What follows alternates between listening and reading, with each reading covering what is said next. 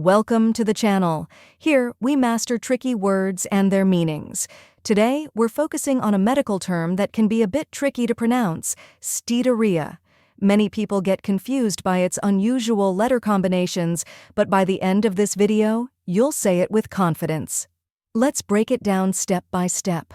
The correct pronunciation is steatorrhea or steatorrhea. Both are commonly used.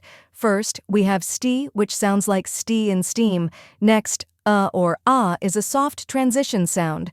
Then we have ree, which rhymes with tree. Finally, which is a soft ending like in idea. Now let's put it all together slowly. Steatorrhea.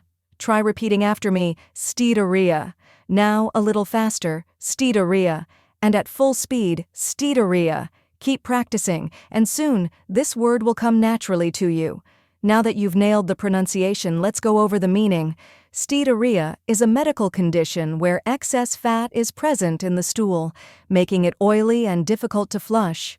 The word comes from steato, meaning fat, and rhea, which refers to flow or discharge.